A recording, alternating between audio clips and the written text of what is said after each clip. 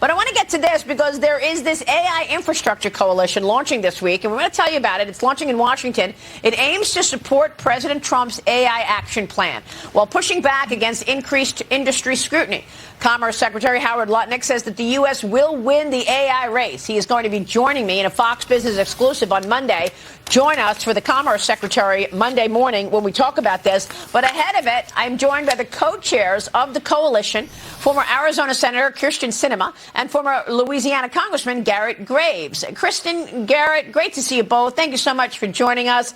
Kyrsten Sinema, kick us off here. How will this coalition work? Give us your priorities. Well, first of all, it's great to be with you again, Maria. So very happy to see you. You know, earlier this week, we launched the AI Infrastructure Coalition.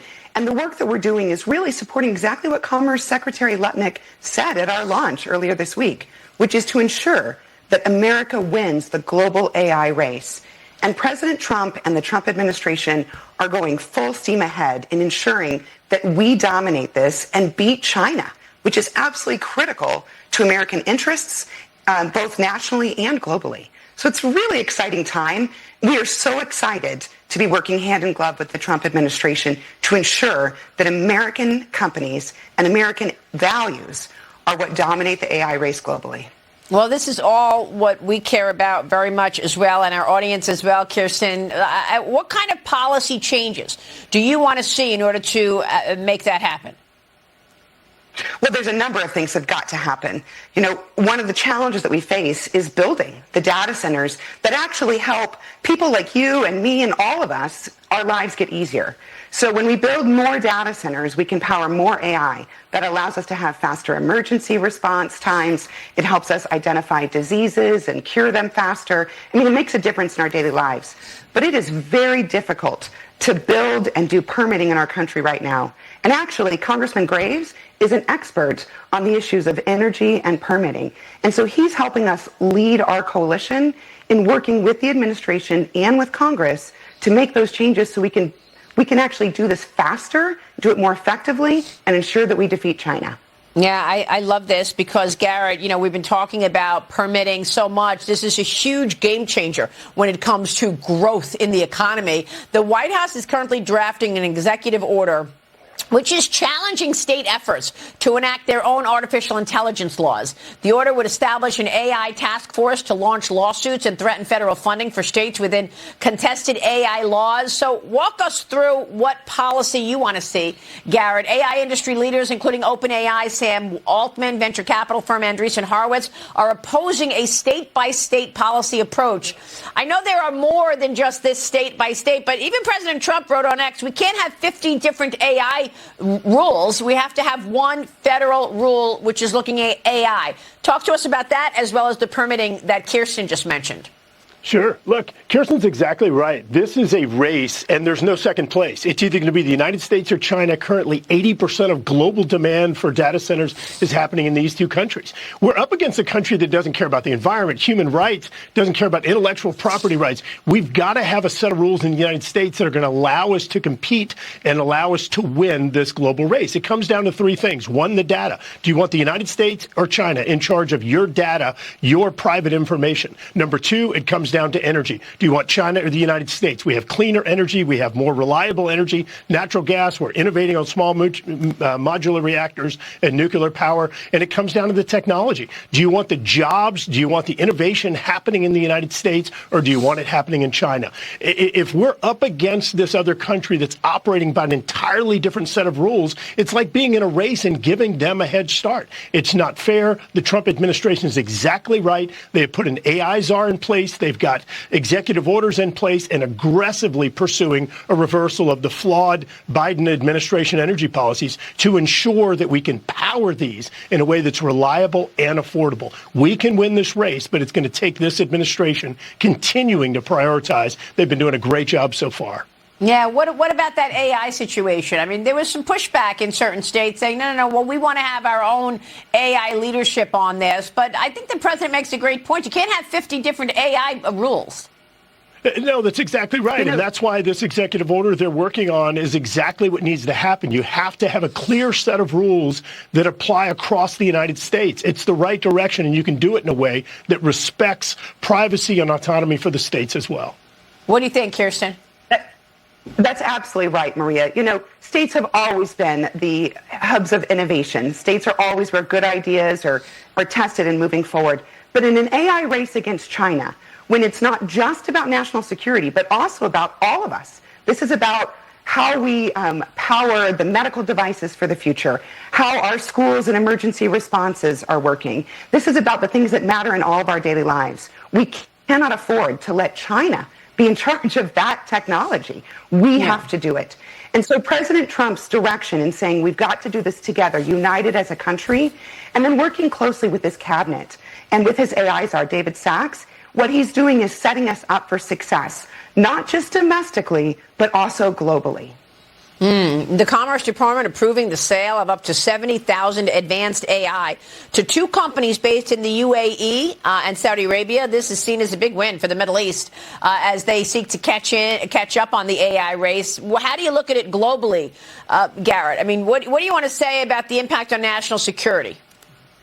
Look, let me say it again. You're going to have one country win this, and it's either going to be the United States or China. To the extent that the United States can work with our allies, get our innovation, our products deployed across the globe, it helps us get additional traction globally in ensuring that we prevail. And look, Kyrsten is exactly right. This is going to transform. It will revolutionize Americans' lives, bringing efficiency, bringing greater value to families across this country. We cannot afford to lose this race to China. A new Fox News poll shows a majority of voters have a complicated relationship with AI. 51% believe it's a good thing for your current job. 39% say different. Just under half of those respondents say AI will help with a long-term career. 48% believe it will not. Meanwhile, more people think AI will eliminate American jobs in the next 5 years. Workers in sales, real estate, finance, healthcare, most concerned about their jobs. What's your reaction to this, Kyrsten, and how does this play into your thinking? You know, Maria, I remember back in 1995, right? And that was right when the internet was starting. Economists were writing books and articles saying when the internet becomes a public commodity, it will ruin the economy and it will destroy jobs. Well, we all know, here we are 30 years later, and the internet has actually helped increase jobs and increase productivity and actually created whole new industries. That's what's going to happen with our AI revolution. And indeed, Maria, it's already happening. So you're not going to see massive destruction of jobs. What you are going to see is a shift in the way that we work. So we will become more efficient. We'll actually have the ability to rely on AI tools, which we already do in our daily lives, but that will increase and transform. So, well, I guess what I say to the folks who are screaming that this is going to hurt us, take a look at history. Every technological revolution, there have been those who have said this is bad for us, but there have those who have said this will help transform us and make us more efficient and effective and increase our quality of life. And those folks have always been right. I understand. Yep. Go ahead. I understand that folks are nervous, but think about how we're using AI in our daily lives right now and know that that's going to continue to increase and improve quality of life for all of us. And you've got a great coalition here. Members of the AIIC include Andreessen Horowitz, Cisco, Corning, Digital Reality, Duke Energy, Entergy, ExxonMobil, Google, Lumen, Meta, Microsoft, Next Era, PG&E, Pinnacle West, and QTS. What are you gaining from the coordination with these companies, Garret?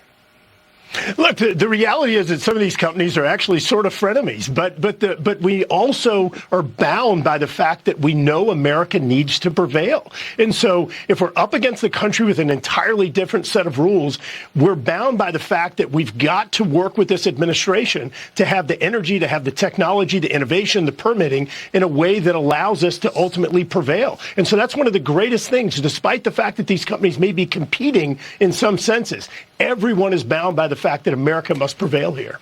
So, Kyrsten, what's the most important change that you want to see in order to get this across the finish line, in order to really scale up in terms of winning this race against China?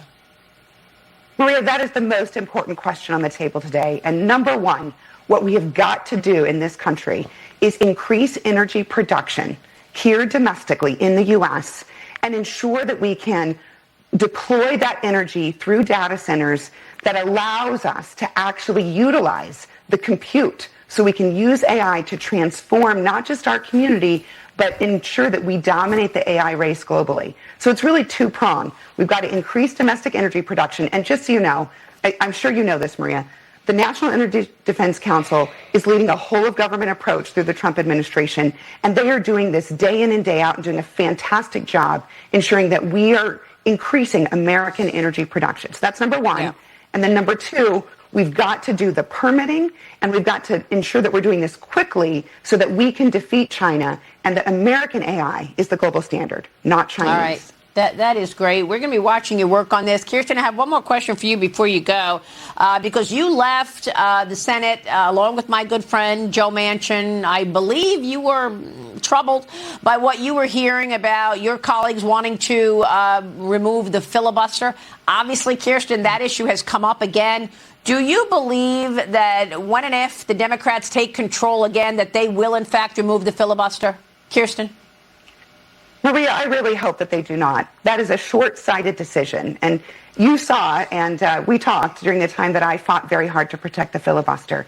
It is an important tool in the Senate that creates comity. It requires senators to work together and bridge their differences to make big decisions on behalf of the country. It acts as a cooling mechanism to sometimes the hot-headed behavior of the House. I can say that because I served in the House, too. So, you know, I told my colleagues several years ago, you'll regret it if you get rid of the filibuster now, because time comes around quickly. And that has already occurred. So I hope that everyone is taking a step back, letting cooler heads prevail, and recognize that the filibuster is a tool that is not designed for one party or the other. It's designed for our country. And it is critically important that it be maintained for the future. Yeah, it's for the American people, after all. But, I mean, that's why you left, right? I mean, do you feel that you got a sense from your colleagues on the Democrat side that they will remove it if they're in control? No, Maria, I'm not sure what they would do. I can tell you that when I retired, one Democratic senator came up to me and apologized for opposing me and my position on the filibuster. So that's one person. That's good. That's just one? All right. Just one. Kyrsten Sinema, great to see you. Garret Graves, great to see you. You are working on important stuff, and we will keep a focus on it. Thank you both. Thank you. Thanks so much.